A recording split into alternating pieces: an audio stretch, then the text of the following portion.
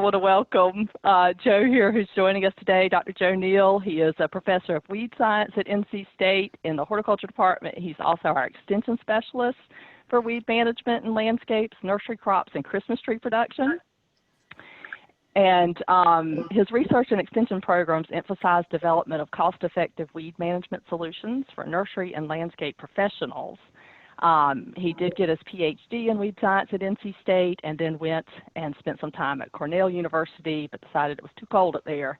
The weeds spent too much of the year frozen, so came back down here to North Carolina because we have all the good weeds here, right, Joe? We've got really good weed here in North Carolina. Yes. Weeds. I mean weeds. Yeah. Yeah. We're also really happy to have Dr. Kara Grieger joining us today. And Kara's going to tell us a little bit about herself, the rest of the story, as we were talking about a little bit earlier. But she is the assistant professor in environmental health and risk assessment. She's an internationally recognized expert in risk governance and responsible innovation. And her research has recently focused on best practices for risk assessment, risk management, and stakeholder involvement of emerging risks. So I'm going to turn it over to you, Kara, and let you tell us a little bit about yourself. Great. Thanks so much. I'm going to share my screen with you real quick just to give you a visual of the kind of work that I do. Can you all see this little picture here? I just developed it yesterday. Okay, yes. So thank you, Charlotte, for giving me that nice introduction. Yes, my name is Kara Grieger. I'm in the Department of Applied Ecology here at NC State. I have an extension position as well.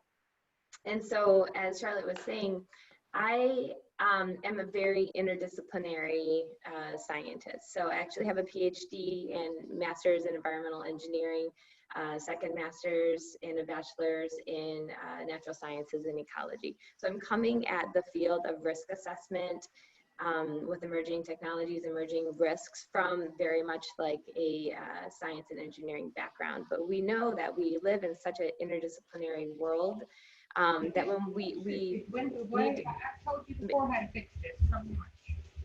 I'm not sure if when it disappears, you have to hover right here.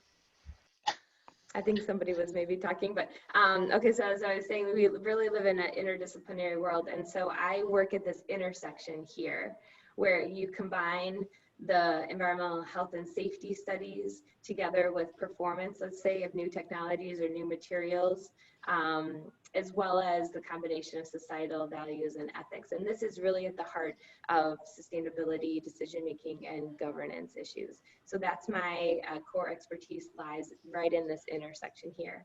And I don't claim to be a pesticide management expert, but I can talk to some of the decision-making and the role of risk assessment within decision-making and choosing between alternatives. So, so that's what I do, and I'm really happy to answer any questions about more of my research later. All right, thank you, Kara. We're so glad to have you here.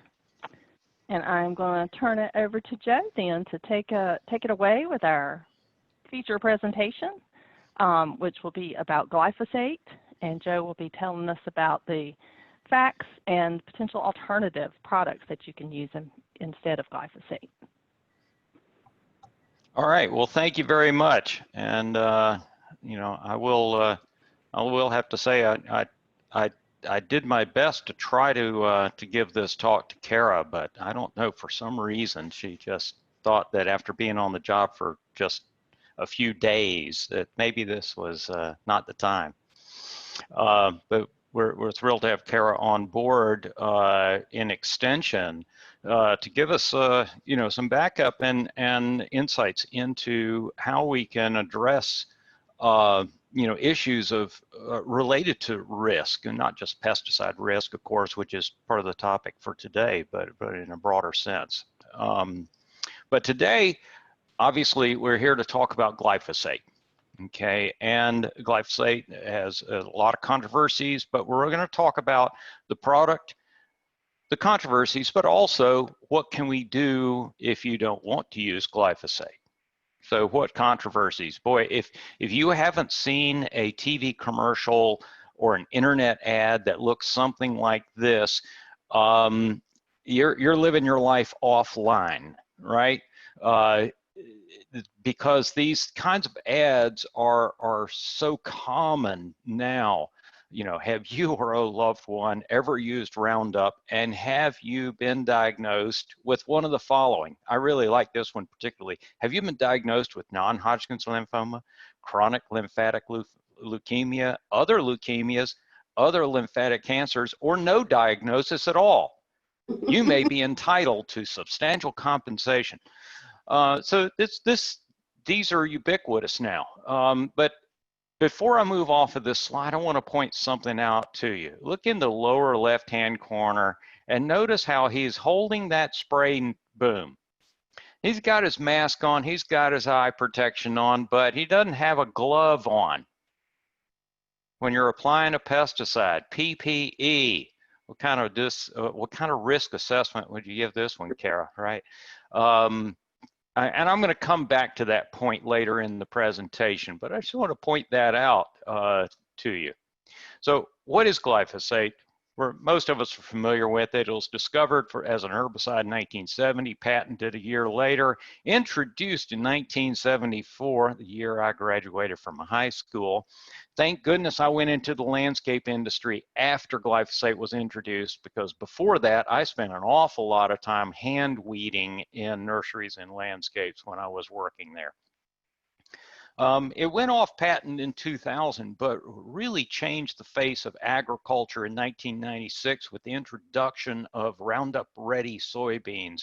And glyphosate-resistant crops revolutionized how farmers managed weeds. It also revolutionized their economic picture of weed management. So back when this was introduced, it used to cost about $60 an acre for weed control in soybeans, and the introduction of glyphosate dropped that cost below $20 an acre.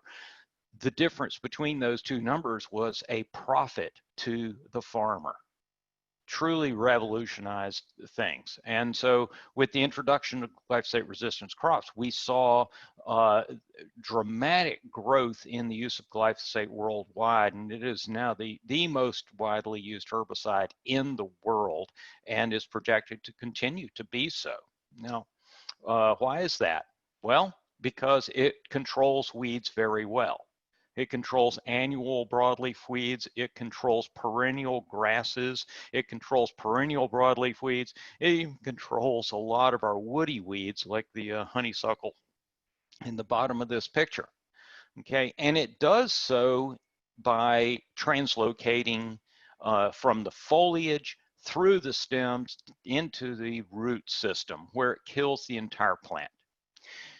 It also, you know, it doesn't leave a soil residual. Okay, so you can plant a crop shortly after you've made the application, or you can spray weeds that are growing underneath an apple tree and not damage the apple tree, because you're not going to get root uptake by that tree, right?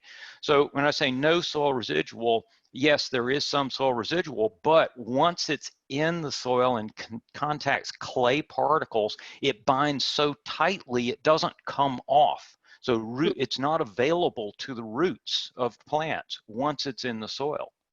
Okay, and then it's degraded by microorganisms fairly rapidly, with a half-life of about 40 days, 45 days in the soil typically.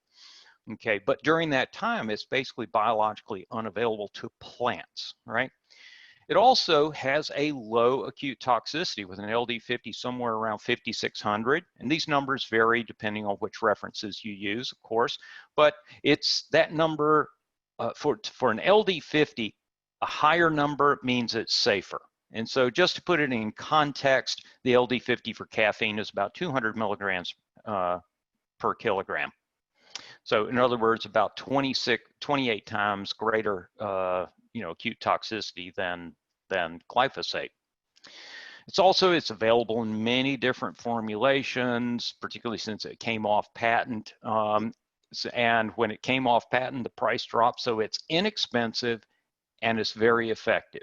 It's got all these other attributes. And yet, In 2015, the International Agency for Research on Cancer, the IARC, as it's often referred to, published a monograph in which they said there is evidence that glyphosate is probably carcinogenic to humans. Okay. So that is the basis for most of the controversy, most of the legal issues related to glyphosate toxicity and toxicology. 1 year later, the same World Health Organization, but a different division of the World Health Organization, the Joint Meeting on Pesticide Residues, issued a different report. The conclusion being that glyphosate is unlikely to pose a carcinogenic risk to humans. Okay, so same overall organization, but two divisions had different outcomes. Now, the focus of theirs report was on exposure through diet. But here in the US, we have an agency that's tasked with reviewing the safety of pesticides, right? The US Department of Environmental Protection Agency, the EPA. The EPA in 2019 issued their report that reaffirms there's no risk to public health from glyphosate. And yet, we still have had 3 jury trials about the glyphosate toxicity. All 3 jury trials ended in favor of the plaintiffs. The Roundup case, U.S. judge, ruled, or the jury trials ruled that Roundup caused their cancer. So the jury trials, the jury said they agreed with the IARC report that, glyphosate must be causing cancer. And this is not just in the US. I just returned from a sabbatical in New Zealand, and they're dealing with the same issues, and their New Zealand Food Safety Agency reviewed the toxicology as well, and specifically the IARC report, and came up with this conclusion that it does not indicate any credible risk to users of glyphosate. And they included farmers and homeowners and applicators, or to the consumers of the produce. But I think they went one step further to describe and explain why we have these disparate conclusions from reputable agencies.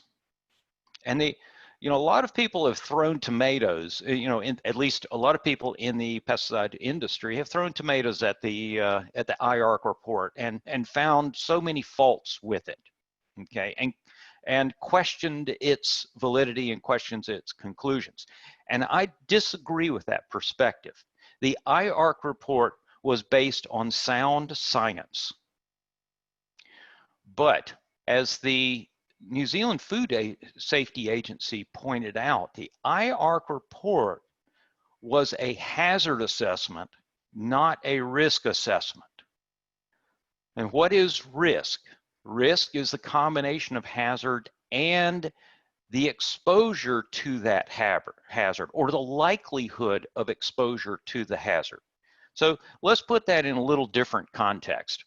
So what's the hazard in this photo? The hazard is the moving vehicle, okay? Now, if this gentleman were not in the street at the time the vehicles were moving, then his risk would be low. But the gentleman's risk is relatively high compared to these gentlemen that are standing next to the building. Their risk of getting hit by this moving vehicle is much lower, right? So they have mitigated their risk by not crossing the street while the vehicles are moving. So what are some other ways we mitigate risk?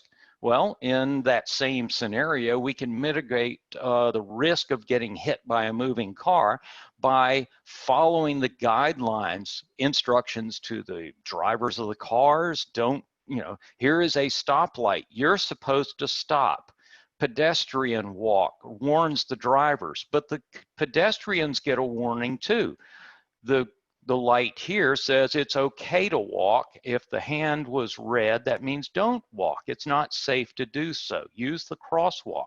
What about with pesticide applications? We can mitigate the risk of pesticide applications by using PPE. By decreasing our exposure to a pesticide, we decrease the risk associated with any, toxic effects, right? Well, what about dietary exposure? Well, the EPA evaluates the potential for all exposures, from application, bystander exposure, as well as dietary exposure.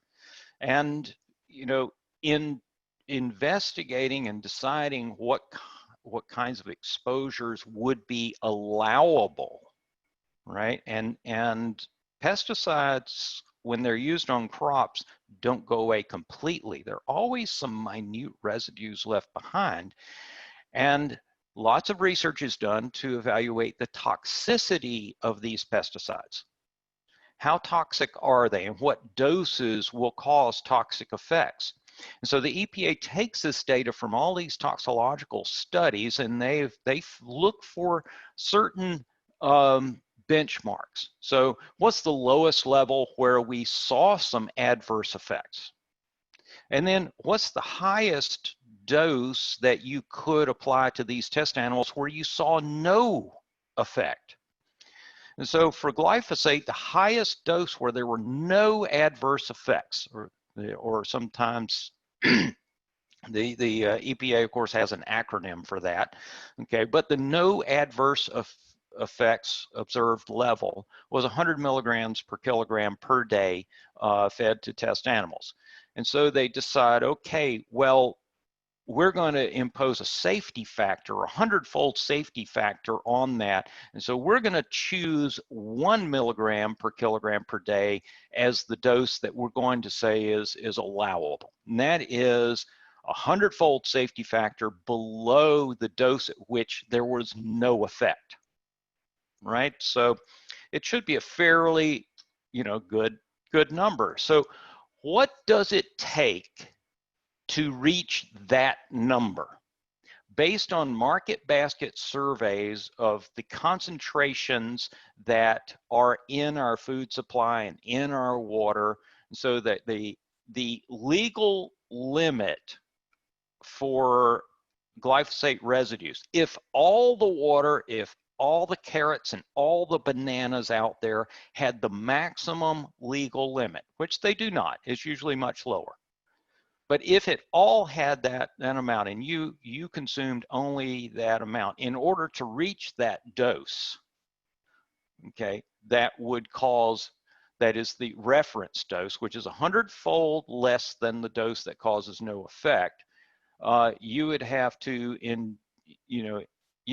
consume 281,000 gallons a day of water, or eat 2 million carrots a day, or consume over 3 million bananas a day to reach the limits.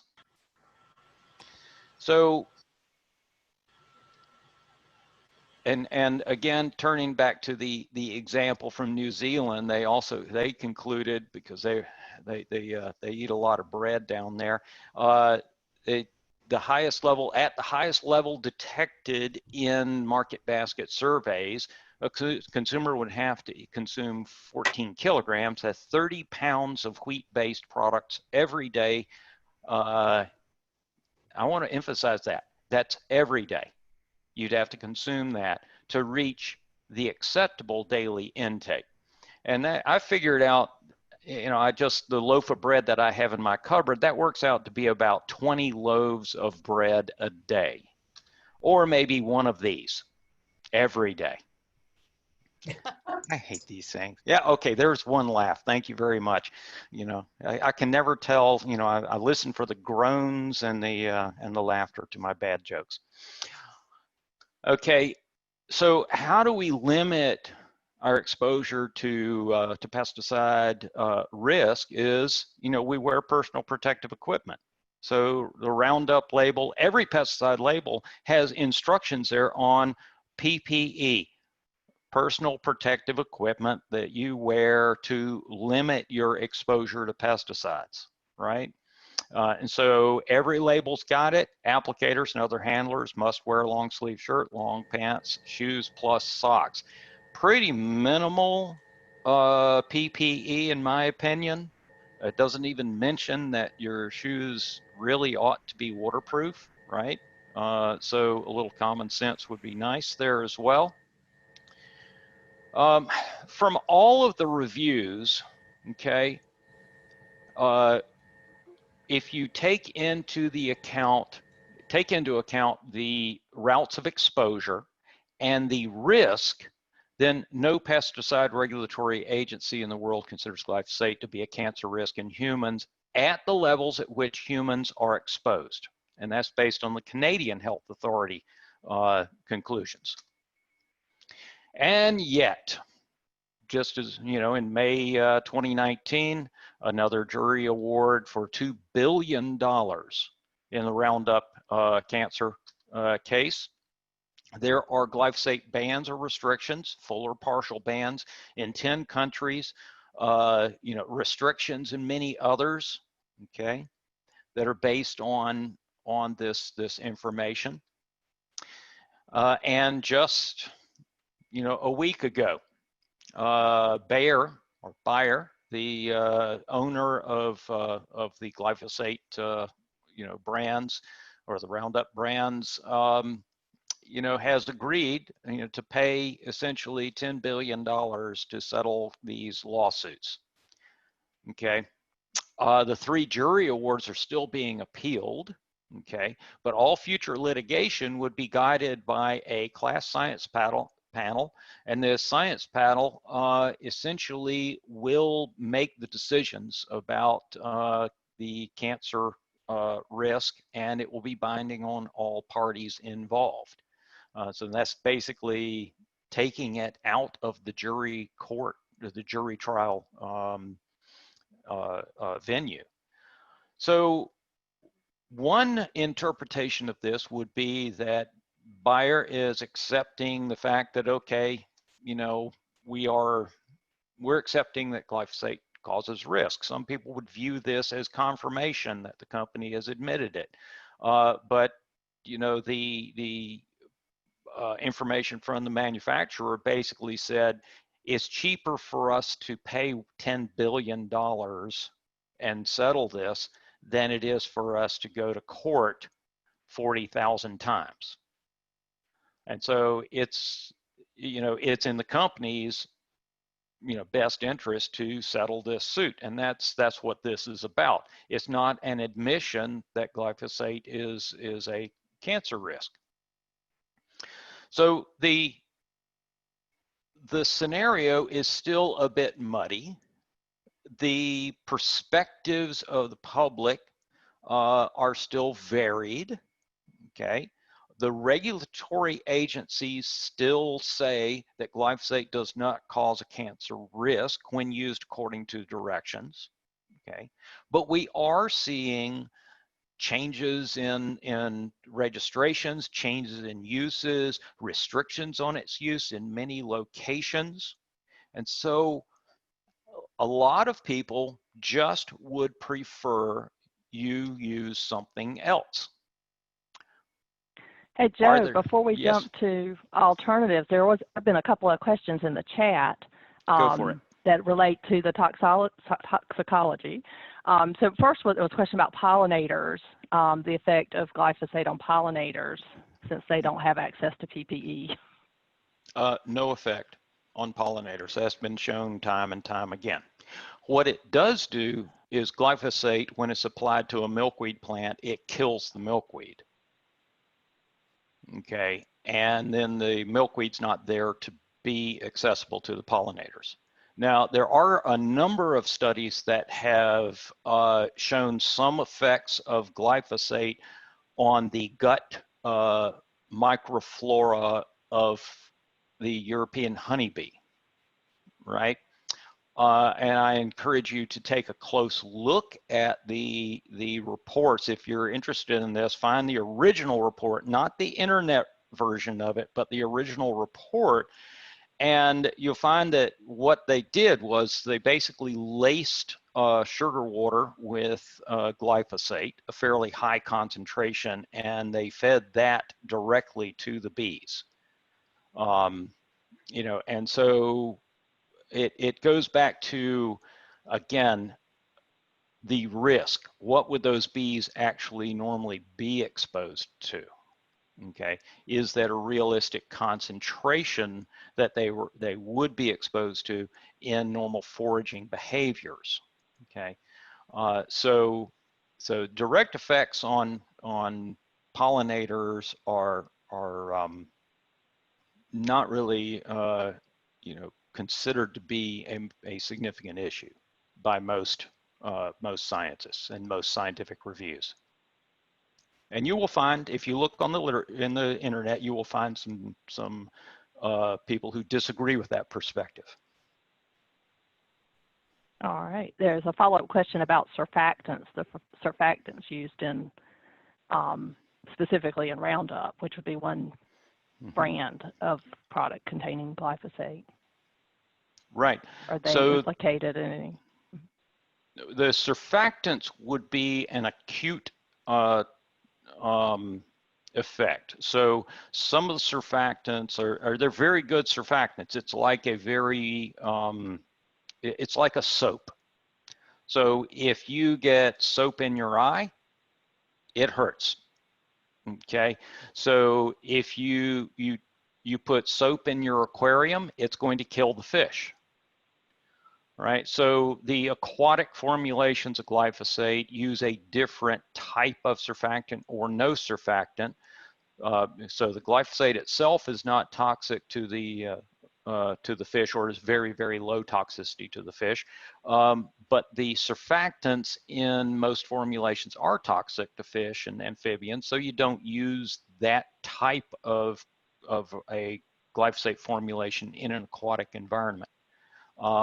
Are the surfactants injurious to pollinators? So, for example, the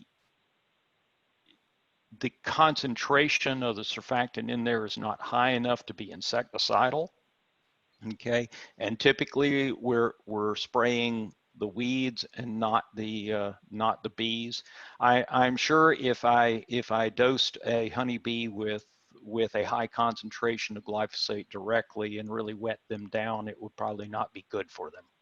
I don't know the exact toxicology of that, but it's certainly something that you wouldn't want to do because it's like putting out a potent soap, right? Yeah, so just a couple more questions. Go ahead. One is about, do glyphosate manufacturers fund universities?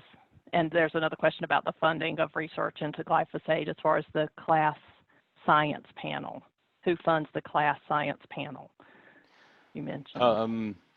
Has Monsanto and does Bayer fund university research? Absolutely, they do. Okay, the research on these products otherwise all the research would be done within the company, and how much faith do we have in that? When they fund research at university systems, you do get a independent evaluation. Okay, now some would argue, well, if they funded the research, it can't be that independent. And of course, the company would like to see a positive outcome from the work that they have funded. But I can assure you that, there's been a lot of research on glyphosate in the public domain, and the researchers have have integrity, and they're not going to report positive, or good findings just because Monsanto wanted it that way. Now, there are some examples of how the companies have funded. So, for example, there was a toxicology panel that was assembled to review the literature, and that entire process was funded by the manufacturer, and the manufacturer chose the toxicologist to be on the panel, right? So that really had some, potential conflicts of interest, right? Okay, but, Monsanto does not pay the salaries of the folks at EPA who review pesticides. So, yeah, you do need those checks and balances in the system. And you need peer review, and you need all those things to make sure that you don't have undue influence and that the reviews are in fact independent. I completely agree with the sentiment there. Let's see, the second part of that, Kara. Yes, I just wanted to say a couple quick things. Please. So, okay, so the discussion about the funding of the science, and basically it speaks to the trust of the studies and trust within the industries that are producing glyphosate. So this is actually a really interesting conversation because the science is complex, and there's a large discussion and debate about not just the science in terms of risk and hazard, but which endpoints to use, who's exposed. It is a very messy, complex topic. So the question of, who do you trust really plays a large role. And right now, middle of 2020, we know that public trust in scientists is much greater than public trust in government officials and particularly large industry. So the public generally is having a hard time trusting large industries, especially when they seem to be promoting a certain product. So all of these questions make a lot of sense in terms of who to trust. And this is where the social and the ethical factors come into play within that decision-making process. So that's that pie chart that I showed you earlier, that Venn diagram, where the science is actually just one part of a larger decision-making process of how do you want to deal with this pesticide. Right. So I just wanted to really hone in on that topic of trust, because Trust. that's a key component here. Yes, thank you. And for full disclosure, the last time my research program received a grant from Monsanto was probably in 1992. So yeah, so if there was a question of, am I, is Joe Neal in the pocket of Monsanto? Am I protecting my funding gravy train? No, I haven't received funding from Monsanto for many, many years, many years. But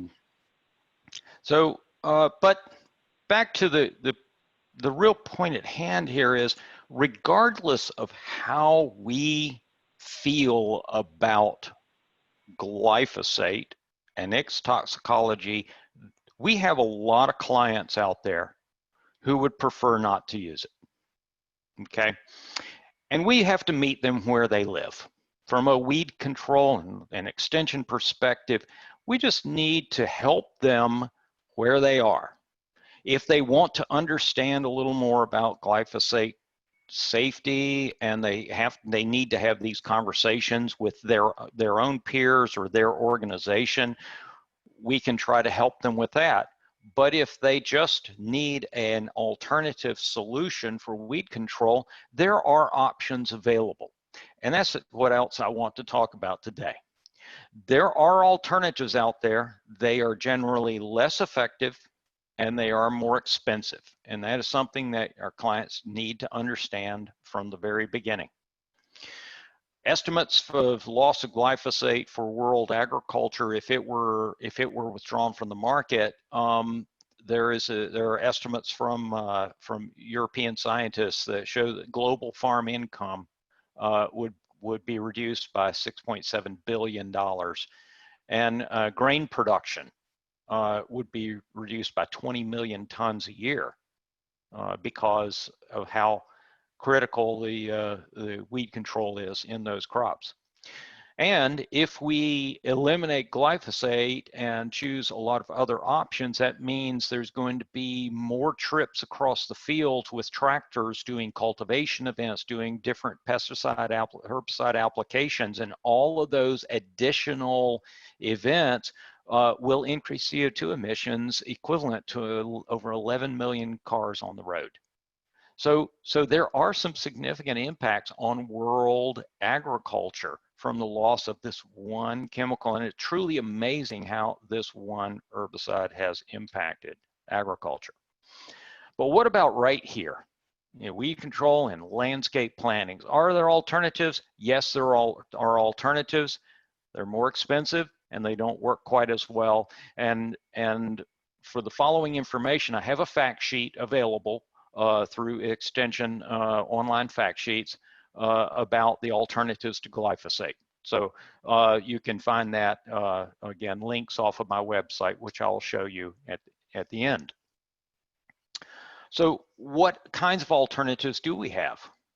Well, for seedling broadleaf weeds, we have lots and lots of options. One is, you know, in landscape plantings, mulches will control over 90% of seedling broadleaf weeds that come up in landscape plantings. So just make sure that the mulches are freshened up, you know, and the layer is thick enough to control the weeds. You may want to use pre-emergence herbicides if you've got a landscaper or homeowner that hasn't used pre-emergence herbicides in the past, but they've got a lot of broadleaf weeds. Pre-emergence herbicides work quite well. There are alternative post herbicides that can be used: vinegar, natural oils.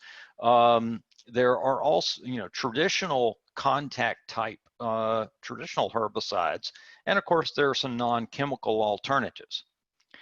So some of these, I'm not going to talk about the pre-emergent herbicides and mulches. I mean, that's a whole nother hour's presentation if you really want to get into that. But let's turn to things that you can use besides Roundup, because the Roundup is what we do after the weeds are up. Well, there are lots of alternative products on the market. Just a quick search of organic herbicides, you can come up with a whole bunch of things: Avenger Ag, Burnout, there's a natural crabgrass killer, EcoSmart weed and grass killer, fast acting weed killer. And there's, of course, tools for pulling your weeds as well. That's organic as well. Manual labor, we call vertebrate pest control, right? It would be vertebrate weed control. So what are these natural products? Most of them are vinegar-based or natural oils, or a combination of vinegar and natural oils. Some of them are long-chain fatty acids that are naturally derived. They're all non-selective. They all have contact action. In other words, they're not translocated. They don't move from the foliage into the stems and into the roots. They're just going to burn the tissues and the leaf tissues that it touches. They don't have soil residual. So once it's down on the soil, they're not particularly, you know, they don't have a residual that prevents things from coming up. And one thing I want to remind people of is, just because it's natural doesn't mean it's safe, right? These products are much more toxic to handle than any of our registered herbicides, EPA registered herbicides. So you really need to avoid contact with your skins and eyes, and make sure you're not creating mist or inhaling the mist from these applications, because these products are very caustic to the skin, particularly to your eyes or your nasal passages. So be cautious when you're handling these products. Once they're out there on the ground, you know, and distributed and diluted, then they're not a hazard, but they definitely are a hazard when you're handling them. Okay. Some people have said to me, well, what, I'll just use household vinegar. Household vinegar is 5% acetic acid, roughly. You can find some that are up to 7%. Okay, but the USDA has done the research and shows that you basically need over 10% acetic acid in the mixture to get reliable control of annual weeds. Okay, and this has been done at universities as well.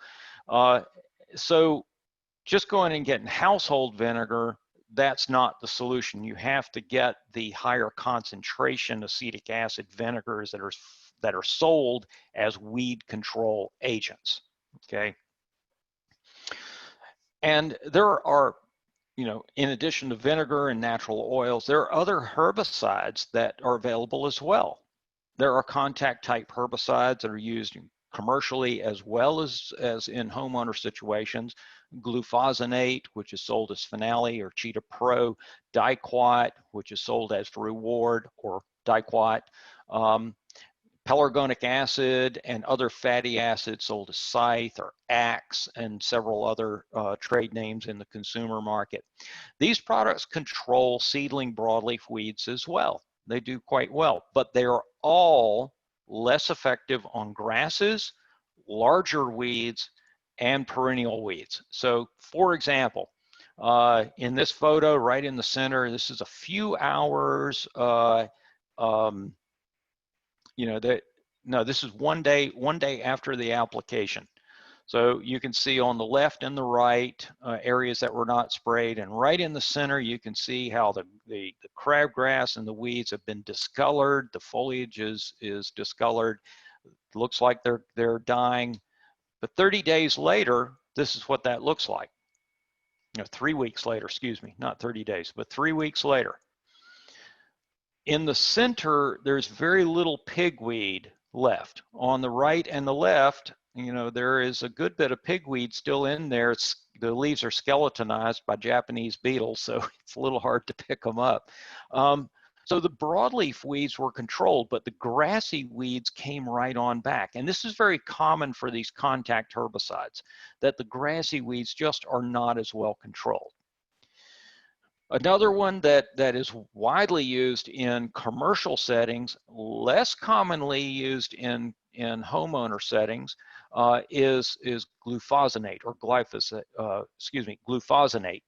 Sounds like glyphosate, but it is a different compound. Sold as Finale or Cheetah Pro. It's non-selective, foliar absorbed, no soil residual. That does have a little bit of translocation. So if you get it on a portion of a leaf, it goes through that entire leaf, but it doesn't translocate down to the roots.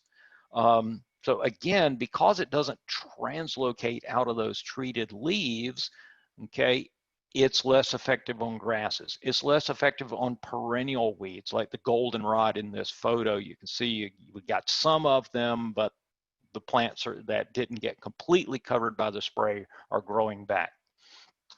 Okay. But all of these products are more expensive. They're more expensive in two ways. One, the price is higher per gallon. But more importantly, the price per use is more expensive. So here's an example. Glufosinate is basically very similar to glyphosate. It's non-selective, controls weeds from foliar applications, no soil residual. It doesn't translocate as well. So typically you're going to need 2 applications of glufosinate when 1 application of glyphosate would do.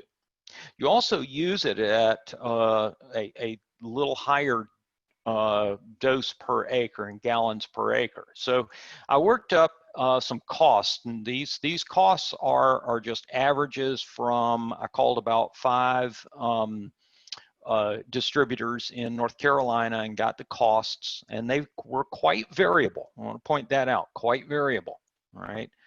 But this gives you a ballpark idea of what we're talking about. You know, you can buy Roundup Pro, you can buy Finale. These are the two branded products. The doses typically that we would use for weed control in landscape settings, 1/2 gallon per acre for the Roundup Pro, 1 gallon per acre for the Finale. You know, the cost per application for the Roundup Pro is about $10. The cost for that same application for Finale is $58.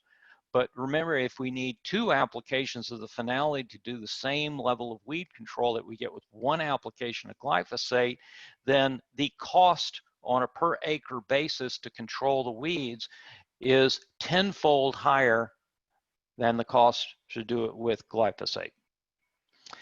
So that's what I mean, is that it's going to be more expensive. It's going to be a little less effective, and that's going to lead to greater costs. So again, why is it more expensive? Because Finale would work, and the vinegar and the clove oil and the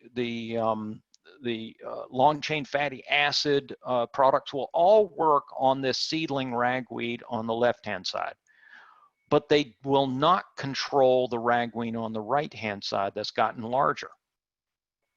Okay, they just are less effective on those larger weeds. And these contact herbicides are not particularly effective on grasses, and they will not control perennial weeds like the mugwort on the right-hand side. So it takes additional applications and more efforts. The other question that I often get are, you know, what about their safety? Are they safer? Okay, from an acute toxicity perspective, acute toxicity is how safe is it to handle this product? You're about to spray it, you know, what's the risk to me as the applicator in handling this product? If we just take a quick look at the signal word gives us a general ranking of how dangerous this product is to handle. Caution versus warning versus danger. So glyphosate is a caution. Be careful with it. You know, it's not that dangerous, but take care. Finale is warning. Okay. Be more careful. Wear chemical resistant gloves as your PPE, and wear eye protection too. You know, warning on scythe, a severe eye irritant. Use chemical resistant gloves, eye protection, and chemical resistant footwear. What about vinegar and natural oils? They carry a danger signal word. Severe eye irritant. Use waterproof gloves and footwear, eye protection. Okay, so that's what I'm referring to when I say, are these products safer? The answer is no, they're not safer to the handler, to the person making the application. Okay.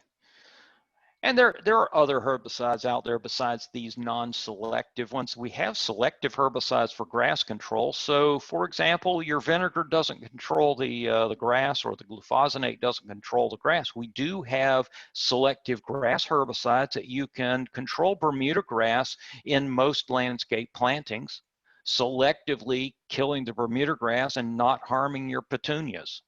Then you spray right over the top of the petunias, right over the top of your azaleas with some of these selective grass control products, and they are available in consumer as well as commercial products for selective grass control. What about broadleaves? We do have a few options for controlling broadleaf weeds that are systemic, but we don't often use them, because if an herbicide, you know, like clopyralid or triclopyr is used for broadleaf weed control in landscape plantings, remember, these herbicides are designed to kill broadleaf plants, which means many of our landscape plants would be injured if we were using much of these in the landscapes. But there are a few that we can use. In commercial settings, we can use clopyralid or Lontrell to control clover or vetch in and around conifers and around deciduous trees. We use triclopyr, and that's very widely available in the consumer market for controlling poison ivy and controlling woody weeds and vines that come up in landscapes. In particular, if you've got some porcelain berry coming up or wild grapes that you want to control, triclopyr is very, very effective on those species. So we do have a few options for broadleaf weeds, but by and large, for broadleaf, for perennial broadleaf weeds, if you're not going to use glyphosate, you're probably going to be using a shovel, because weeds have not developed resistance to steel yet. What about other options? There are alternatives, okay? One that I often hear is, people will mix this up in their bathtub, so to speak, using rock salt and adding some dishwashing detergent and putting that out there. Don't use salt. Salt doesn't degrade, okay? It's not good for the soil, so don't use salt. What about flame weeders? Fun and effective. What guy does not want a flame weeder? I've never met one yet. They're just fun and effective, but they are kind of scary. If you're going to use a flame weeder, they're wonderful for this hardscape, like the weeds growing in the brick patio. Okay, not so good for controlling weeds in the pine straw mulched beds around the house, right? That's a fire hazard. Okay, you don't use them the way this guy in the upper right-hand corner of this photo, he's got his torch going and he's burning. You can see he's just burning everything. That's not the way flame weeders are used. And the picture on the left where he's just torching the weeds, that's not how you use a flame weeder. Flame weeders, you just lightly, expose the weeds to the heat of the flame, the hottest part of the flame, and it only takes a few seconds of exposure, and you have cooked the inside of the weeds. All the cells just pop, and that's what kills the plant. Okay, you don't have to set it on fire. As much fun as that really is, you don't need to do that. You're wasting time, and a lot of propane goes to waste. And then you can see it very quickly. So if you're doing flame weeding and you do the patio, and then you go along the edge of the bed and do the ones in the driveway, and then just walk back to the patio, within 15 to 20 minutes, you're already seeing the results. The plants are starting to show water-soaked symptoms and start to fail. You'll see it very quickly, and you'll see the ones that's still green that you missed. You just hit those again. Okay, so flame weeders are an option. Steam is another option for use in hardscapes. This is one that is gaining some popularity now, but again, it is a it's very expensive, because the steam generators to do this are quite expensive pieces of equipment. Flame weeders are a little more accessible in terms of the cost structure. Okay, but these things work. They work just as well as a contact herbicide, because these products don't kill the roots. They just burn the tops off, and then the weeds grow back. So you've got to have repeated applications. So you could do it with steam, you could do it with vinegar, you'll get essentially the same result. And as I said, these options are more expensive. So there's one example where I saw a city decided they were not going to use glyphosate anymore.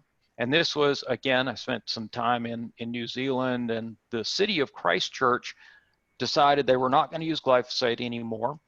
And then 6 months into the process, they reassessed their decision, because the cost of maintaining the roads and footpaths was $2 million higher in the first 6 months of the year. They spent $2 million more in 6 months than they had the previous year because they were using steam primarily as their alternative. So steam weeding, it was less effective. It took a lot more time and the equipment was very expensive to do so. Okay, so when you want an alternative, they are possible and they do work, but you have to use them differently and you have to be prepared that the cost is going to be higher. Okay. And so again, it's kind of interesting when I started doing research on this, the New Zealanders actually did a lot of work back in the 90s, and yes, published in 92. Before any of this was an issue, 1992, people were investigating alternatives to glyphosate and their conclusions, and they looked at mechanical weeding, they looked at flame weeding, they looked at infrared heating of the weeds, they looked at fatty acid herbicides, and they basically found that the alternatives were considered to be hazardous and they were not as effective as their glyphosate treatment. Where do we go from here? This controversy isn't going away anytime soon. We're going to be dealing with this controversy for a while. Okay, I don't know what, I don't know where it's going to go. I don't know what the end point of the discussions will be. I don't know if it'll just fade off into the sunset or we're going to be seeing some major changes. The only thing I can say is we will find out when we find out. But I personally, in looking at my crystal ball, I think we're going to see some restrictions on glyphosate use. Okay, some I think I'll wholeheartedly support. Some I might not. Okay, but I think we will see some restrictions, but I don't see glyphosate going away. Okay. It's still a registered pesticide by EPA. We are still, in extension, we are still recommending it for weed control.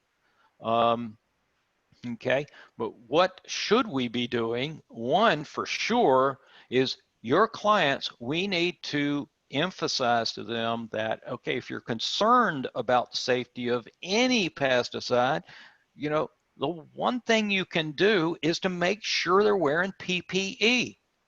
And how do you know what PPE to wear? You just look at the label and it tells you specifically what you should wear, okay?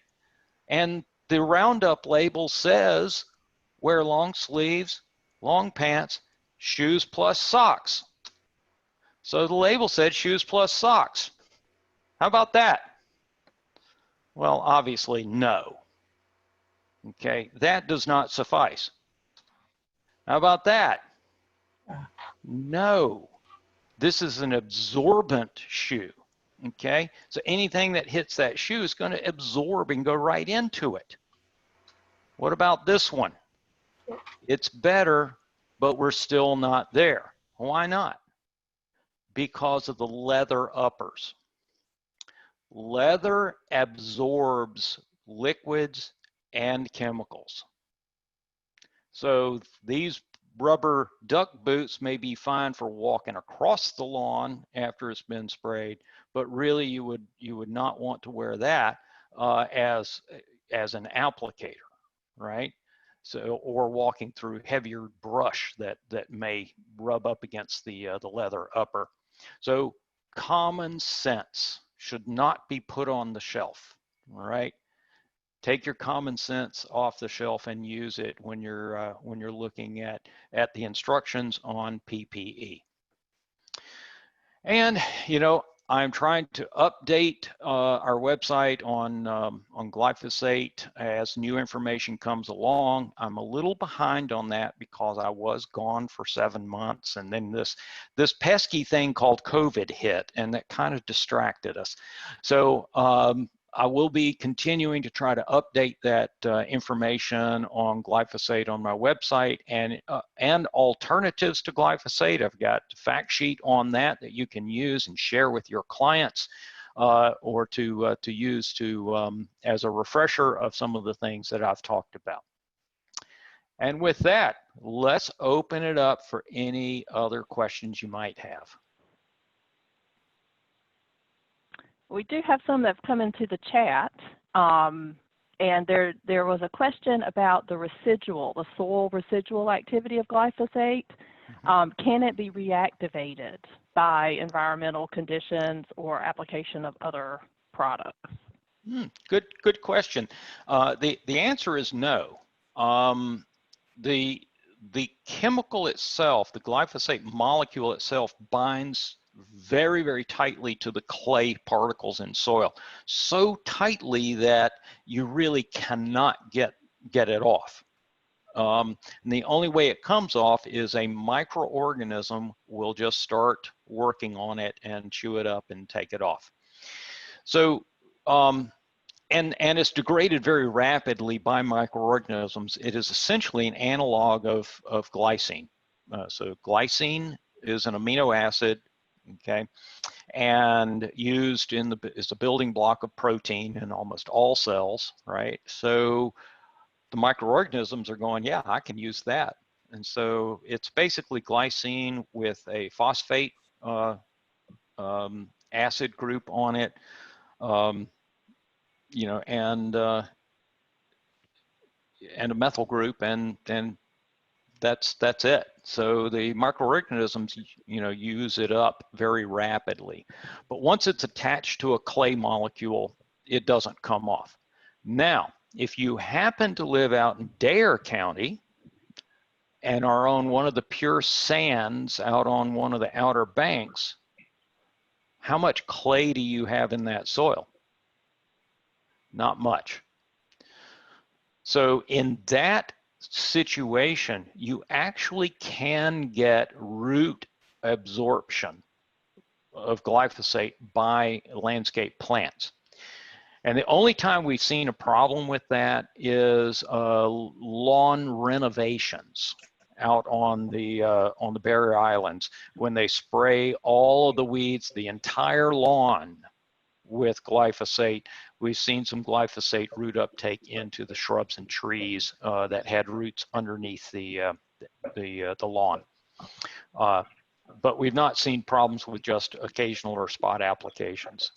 So that is the exception to the rule. It would be if you were on a pure sand. Other questions? Yep, we've had a couple of questions about the shelf life of glyphosate or products containing glyphosate. Long time. The molecule is entirely water soluble. So if you've got an old bottle, just give it a little shake, and if there is some glyphosate that's precipitated out, it will go back into solution. And it's very stable on the shelf. I just Googled it a little bit, and it looks like 3 to 5 years is a common answer. And then Amazon, which actually sells it, says it's less than 8 years. Less than 8 years. I got news for you. If you had a 10-year-old bottle of Roundup on your shelf, I would bet it would still kill weeds. Okay. Yeah, it lasts a long time. It doesn't degrade when it's in its original formulation. It's very stable. But if you've got a pesticide that's more than 5 years old, you need to get rid of it. Find the pesticide amnesty turn in and recycling days and get rid of it. You don't want pesticides hanging around, because the bottles and the jars and the containers start to break down. Okay, and then you've got a real mess on your hands. So that's another good thing to encourage people. If they've got old pesticides, they need to get rid of them. And there are extension offices all over the state work with NCDA on these pesticide disposal days. I'm sure most of you have probably heard about those things.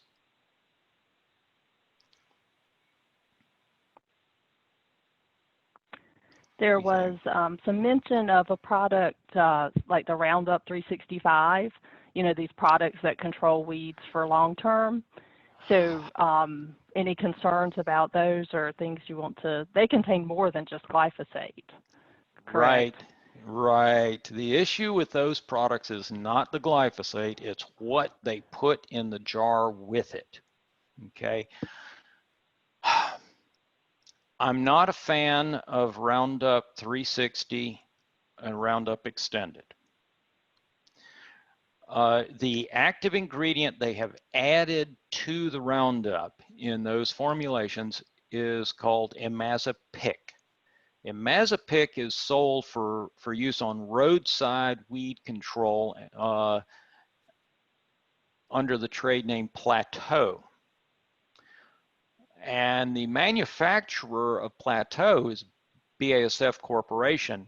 And I asked the people at BASF if they would ever consider labeling Plateau for use around woody ornamentals because very good herbicide. And they said, no way. No way. Too much injury to ornamental plants from it. And if you look on again on my website on this screen, you can see a link. I don't know if you can see. Can you see my pointer? Yes. Okay, right here on herbicide injury tab. This is not a live link. It's just a picture of it on my screen, so I can't click on it. But herbicide injury, there are fact sheets on all the different classes of herbicides. And in those fact sheets, I have photos of what the injury to plants look like. And I have pictures in there of what Roundup Extended applications to weeds underneath a loropetalum will do. You get root uptake of the imazapic, and it damages and pretty severely damages loropetalum and a few other species. Now, probably 80% of your shrubs and trees in landscape plantings, you're not going to see that, but there are certain ones that you will see injury. I would prefer, if you want a product that's ready to use, that gives you the Roundup plus some residual, I would prefer to use Durazone. Durazone is a combination of glyphosate, diquat with indaziflam, which is sold and used in lawn care and in landscapes for pre-emergence weed control under the trade name Spectacle. It is widely used in nurseries for weed control in container-grown and field-grown nursery stock as well.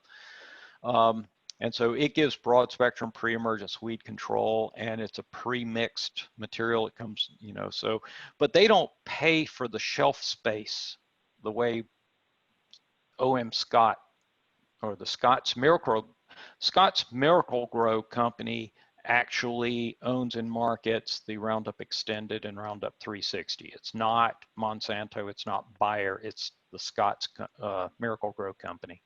So they actually buy the shelf space at Home Depot, and so it's kind of hard to find the Durazone, but I prefer that personally. There are some other products that are available in the marketplace that just absolutely should be avoided, period.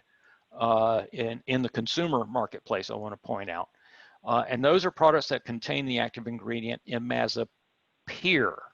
It's a little different than imazapic, but imazapyr is used by foresters to kill trees.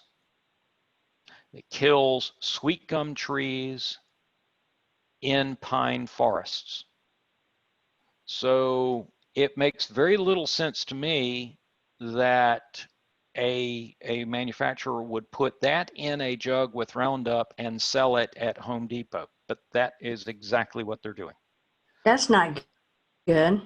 No, that is not good, right? And I've seen several landscape situations where this was done, and the crepe myrtles, ligustrums, willow trees, oak trees, maple trees, Japanese maples, hollies, azaleas, all seriously injured by this this chemical. Abelias, you name the list. Okay, it was sold under the trade name of oh, I'm drawing a senior moment here. Ground Clear.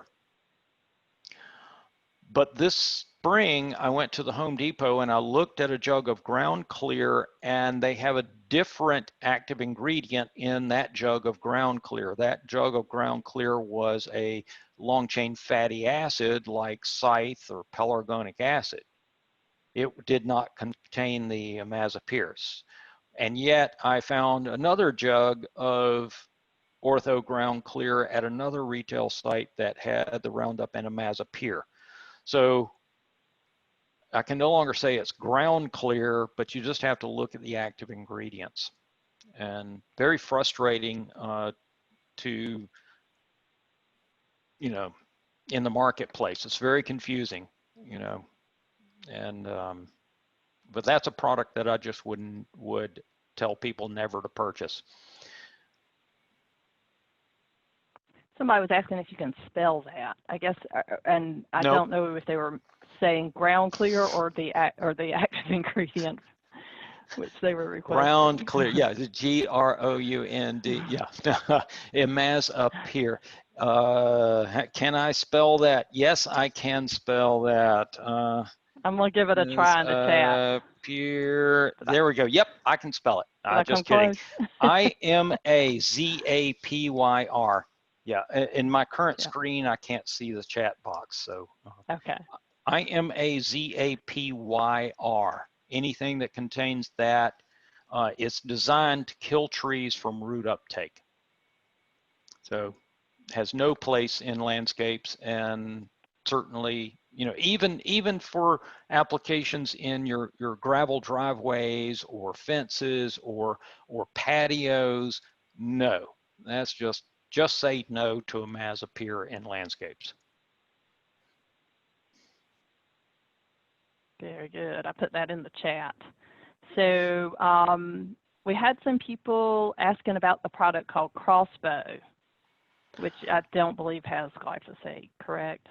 That is correct. We have had a lot of incidences of landscape plant injury from crossbow drift, and it's from vapor drift. But crossbow, typically when it's applied, is the ester formulation.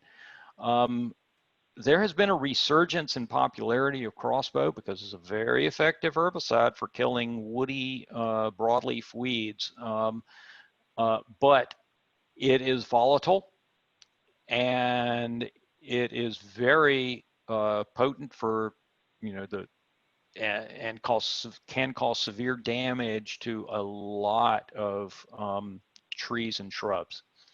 So again, crossbow is labeled for use on sort of non-crop areas and fence rows, rights of ways, but it is not registered for use in landscape settings and should not be used there.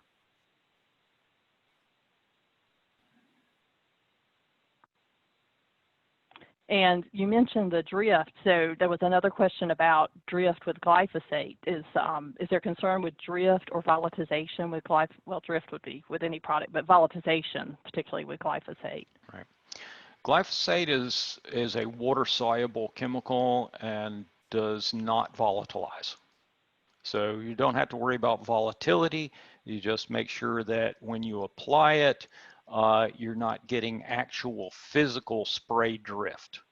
Okay, and it doesn't take much spray drift. If you want to find out how good you are with your sprayer in controlling the drift, get a few tomato plants and set them close to where you're spraying Roundup, and if you have any drift, those tomato plants are going to show it to you within 7 to 10 days.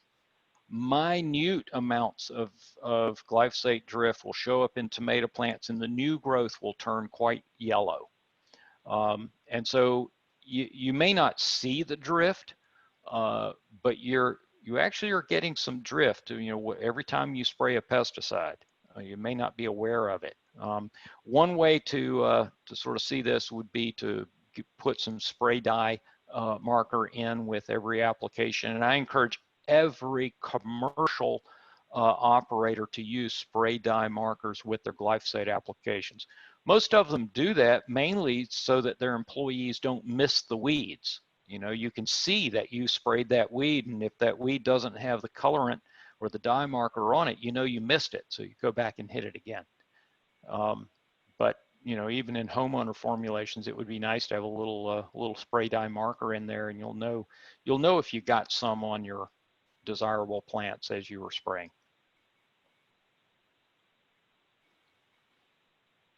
All right, we have a question about, back to the sandy soils, if there's an issue with glyphosate leaching in sandy soils into waterways. So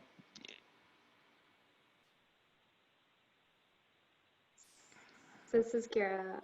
Kara, go for it. One quick thing that came to my mind is that I'm pretty sure that there are monitoring programs in place to detect, you know, glyphosate and other chemical contaminants in natural waters. I'm just not intimately familiar with the details, but I'm pretty sure that it's like a national strategy as well to detect these things. But I don't know if we have it at the county level in North Carolina. We could. I'm just not familiar. Do you know? Yeah. I don't know the extent of the testing, but we do have testing sites throughout the states. A lot of those were put on golf courses, actually, to monitor water. So the simple answer is it's water soluble. It's not going to bind up in the sand. Will it leach? Yes, it will leach.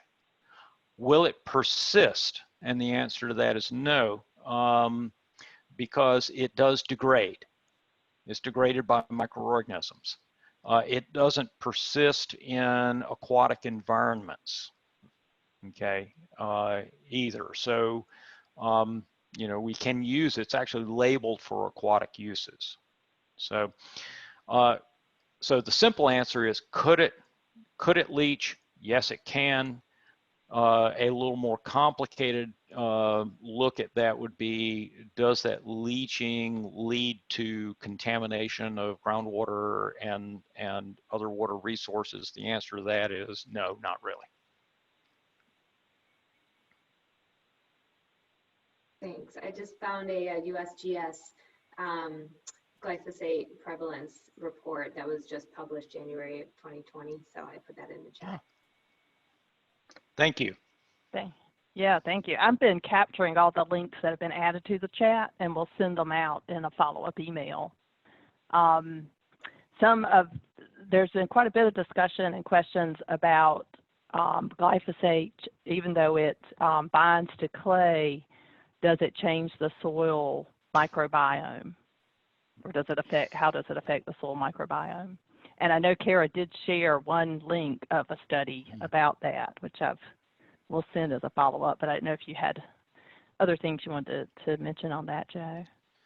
Well, you know, there have been several studies that looked at soil microbiome changes following glyphosate use. The first one I read, I recall my reaction to the major conclusions in that paper, and I sat back and I thought to myself, I wish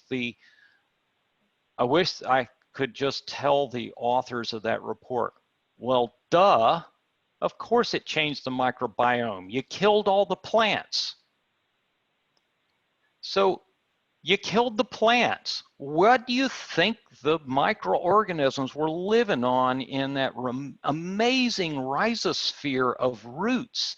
And then they all died. The roots were dying. Well, when you have decomposing organic matter, you get a change of the microbiome or all through that, because now instead of living off the exudates, you know, in this complex microbial community, now they're degrading this dead organic matter, and then that's gone, and then you get a different microbiome that exists in a different soil. So my first reaction was, well, duh, of course that happens, you know. But then there was another paper, and perhaps this one that Cara shows, is that there were some changes to the microbiome in the absence of the plants. So glyphosate does have toxicity to certain classes of microorganisms, and that I would say that probably has not been as thoroughly investigated as it could be, because let's face it, you know, the microbiome is a very diverse thing. You know, every soil has a different microbiome, and that microbiome changes, you know, over the seasons and with different vegetation and different weather patterns and such. So it's a very complicated picture, and you know, we can't culture probably. Cara, you know, correct me if I'm wrong on this one. I think it's something like 90% of the microbiome we can't even grow in a petri dish, so we don't even know what's there, right? So can it affect the microbiome? Yes. Have we seen any significant impacts of that alteration of the microbiome on the environment or crop growth and such? I haven't seen any compelling evidence to, you know, to suggest that.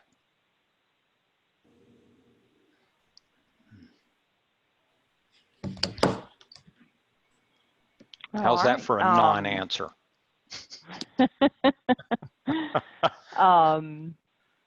Let's see. A few more questions, and we have a few more minutes. So if anybody out there has had a question earlier on we haven't addressed, feel free to put it into the chat again if we've missed it, and we'll try to capture it in our last few minutes here. But we do have a new question about glyphosate, and is it harmful to frogs or spiders? Oh, that's actually a really good question. There was a very well done experiment to look at the effects on tadpole development, and there is some evidence to show that glyphosate can affect certain species of frogs as they, you know, when they're in their immature form. So the answer is yes. Can it affect it? Yes, it can. It takes very high doses to do so.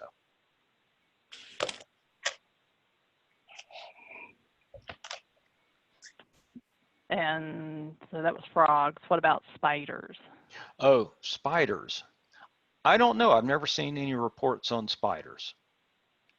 But my guess is if it affected spiders that much, someone would have tried to kill spiders with it. I'm sorry to be flippant. I shouldn't be flippant on things like that. It has very, you know, little effect on insects and other arthropods in general. So I would not expect to see any detrimental effects on spiders. But honestly, I don't know. And we have a question. So you had told us about not getting any funding from Monsanto for quite some time, but there was a question about where your research funding does come from. About half of it from USDA sources, about a quarter of it from industry. By industry, I mean like the green industry, nursery, landscape industry funds, and about another quarter of it from ag chem companies, from some of the others. Okay. None from the state. Just to be transparent. Just to be transparent. Yeah, I can say that I'm funded by, you know, North Carolina State University now, but I have other projects that were funding me for the past year from USDA, NIFA, the Society for Risk Analysis, and NSF. Thank you. Is there a handout on glyphosate that we can give to the public?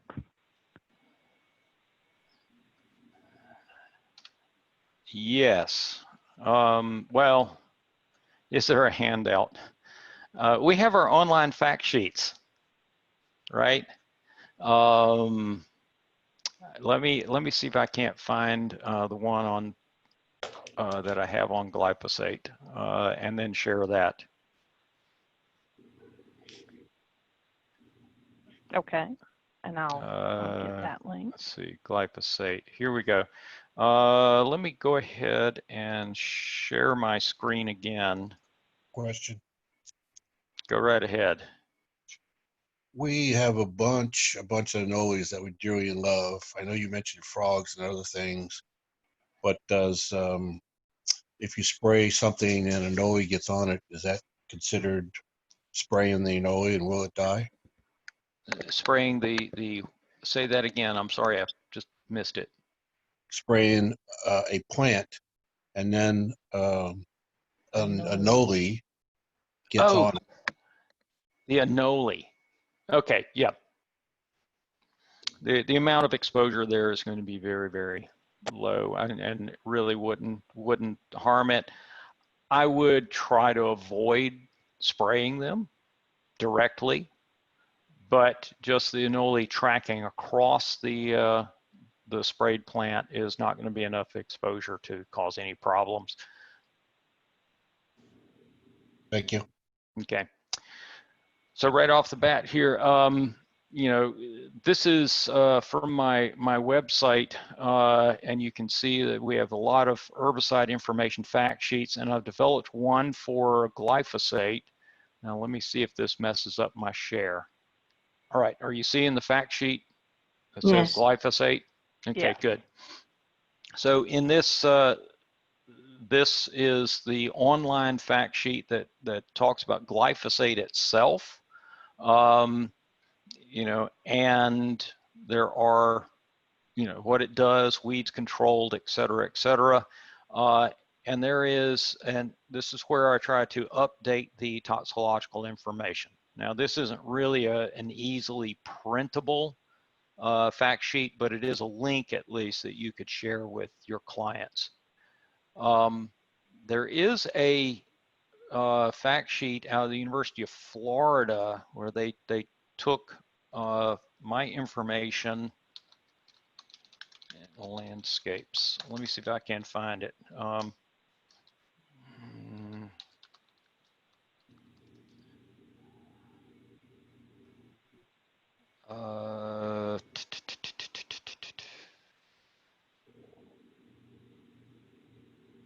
Okay, problem loading the page. Okay, well, I can't show that to you. There's a problem loading that page right now. My colleague at the University of Florida, you know, did create a fact sheet for glyphosate alternatives in landscapes, specifically focusing on landscape plantings, and relied heavily on the information that I had on my fact sheet, the online fact sheet, but they created a printable form of that.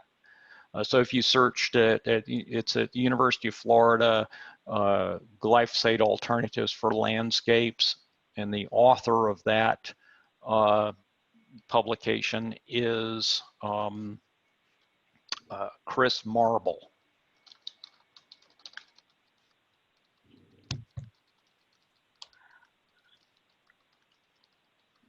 I put that in the chat. I'm not sure why I couldn't open the document today, of course. Let's see. And now I can see the chat. You know, do plants develop resistance to glyphosate? We have lots and lots of glyphosate resistant pigweed, horseweed, and ragweed in the state. Have not received a lot of complaints in landscape settings, but certainly it's there. Certainly it's there because we have it in nurseries as well. Let's see.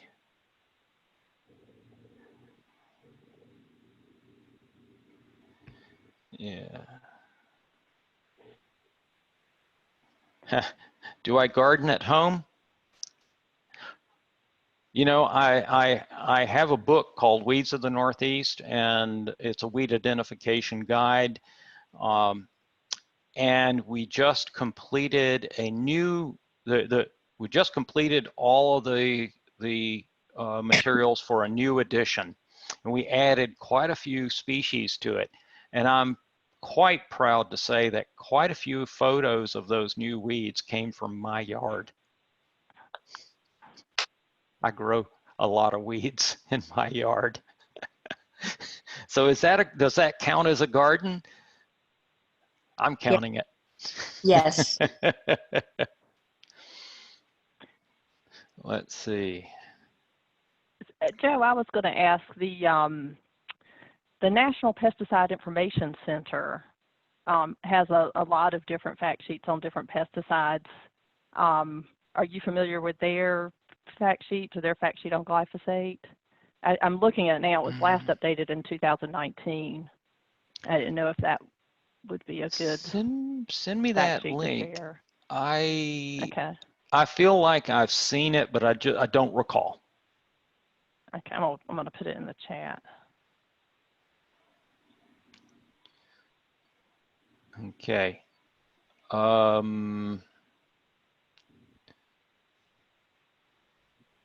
One question. Yeah.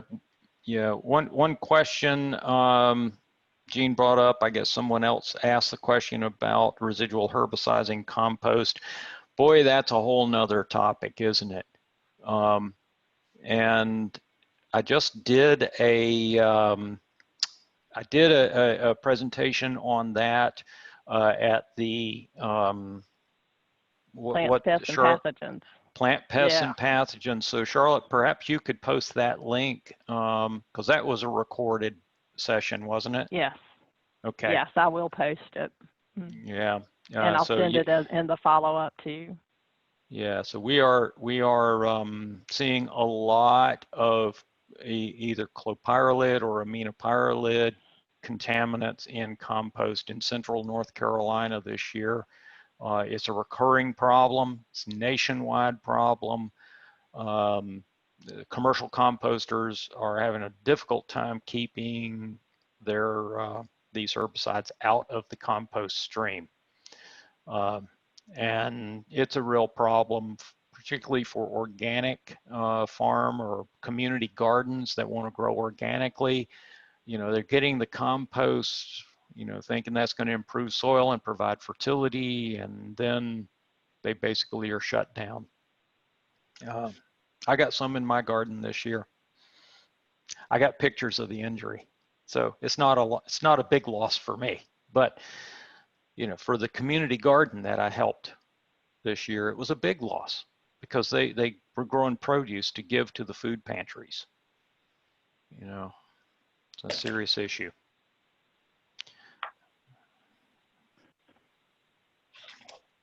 Best way to kill chamber bitter. Ooh. In landscape beds, yeah, it grows through the mulches. You know, I hand weed it every time I see it. Get it when it's young before it pops its seed pods that shed all over the place. It is, as a seedling, it is easily controlled with any of those contact products, including the long chain fatty acids, the vinegar and oil mixtures that are commercially available. But you catch it, got to catch it when it's young, when it's about 2 inches tall. Once it gets 4 inches tall, those products don't work very well, and you really just need to pull it out. Of course, glyphosate controls it.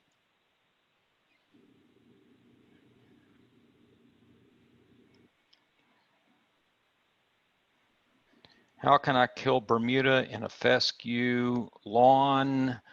Oi, I'm going to refer you to the turf grass people for that question. But in flower beds, there was one earlier. You know, someone had a little section or a little response where they talked about Fusilade.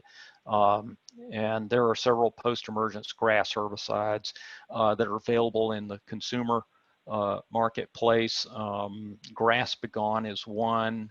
Another one that I saw in the garden centers, Bonides, I think it was a Bonide product, grass beater. Bad name, but it sort of tells what it is. Grass beater. That's Cefoxidem. Yeah. Japanese stilt grass appeared in my yard. How do I control it? Treat that like it's crabgrass. So pretty much anything that works on grass beater. There you go. Grass beater will control Japanese stilt grass in your landscape beds, but in the lawn area, basically pretty much anything registered for crabgrass control will work on it. In a fescue lawn, I would use phenoxyprop. It works better than quinclorac, but quinclorac has some activity. So in a Bermuda grass lawn, then quinclorac would be the option. What about Lespedeza? My entire yard is nothing but Lespedeza because nothing else will grow in my front yard. The soil is so bad. Lespedeza is usually an indicator of, that the soil is dry, the fertility is low. If you improve the soil and the soil fertility and then overseed the lawn, then Lespedeza becomes less and less of a problem. But you can control it in lawns with typical 2,4-D Banvold mixtures. In landscape beds, spot spraying with glyphosate will control it. It's tough to pull though, because it has a dense root. Florida betony. Can it be controlled in landscape beds? Well, can it be controlled? Yes. Can it be controlled easily? No. Florida betony, there is a fact sheet online about Florida betony. The only herbicide that we have that really gives you 100% control of Florida betony is called Casseron. The only problem with Casseron, it'll give you 100% control of a lot of your landscape plants as well. So we don't widely recommend it. If you happen to have some Florida betony coming up in a juniper bed, okay, use some Casseron there, but otherwise it's really, you know, spot spray with Roundup every time it comes up. Make sure you're controlling it in the lawn area because it spreads through the lawn to the landscape beds and back again. The rhizomes underground can spread, you know, 6 feet or more in a year. So if it's growing in along a fence row nearby, boy, it can invade your landscape beds and your lawn very rapidly. No easy answers for Florida betony. Okay, if you apply Roundup to a weed that is already forming its seed, does that affect the viability of the seed? That's actually a great question. It definitely does because it translocates to the seed. But if the seed pods are already mature, then obviously it doesn't affect the seed at all. It'll just affect those seeds that are starting to form when you put the glyphosate on. But it definitely affects the viability of the seed that remain.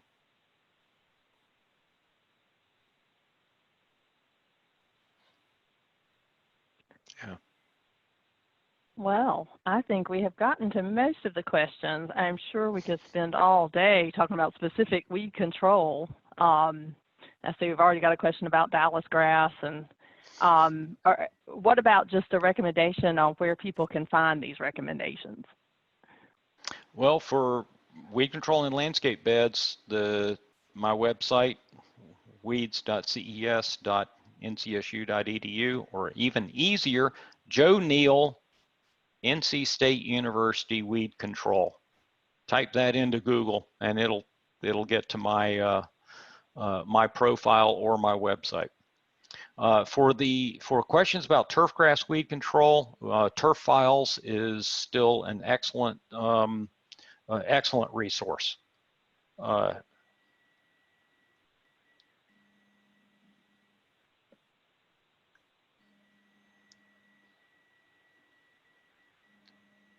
All right. Well, All I right. think that pretty well wraps it up. I've talked longer than we'd originally planned. Yeah, that was my my 45-minute talk. Thank you so much. So I wanted to let you know we actually had 317 people participate, which is the highest number we've had of any of our webinars so far, including plants, pests, and pathogens. So you've set the new record. And, you know, we've had nearly 200 people stay on right here to the very end with the questions, Wow. which just goes to, you know, show how important this topic is and how much interest there is. So, Yeah. so much appreciation, Joe, to you for joining us today and all that you've shared. Lots of compliments coming in to the chat. And it was wonderful to have Kara, to have you with us. And thank you so much for everything you've added and shared in the chat. I did try to capture everything as far as the links that were shared, and we'll be sending a follow-up email, and so folks will have the opportunity to look more into those. And the recording, I'll share both the Zoom recording, which will let you see the chat, and we'll also be uploading this to YouTube and share that YouTube link, but it'll be later this week before we probably get that one ready. All right. Well, thank you all for participating. And Kara, welcome aboard and thanks for joining us. Charlotte, thanks for coordinating this. And Marshall, thanks for getting the ball rolling. Thank you. All right. Absolutely. Yeah, thank you, Everybody have a everyone who wonderful was day. here. Too. Bye. Bye-bye.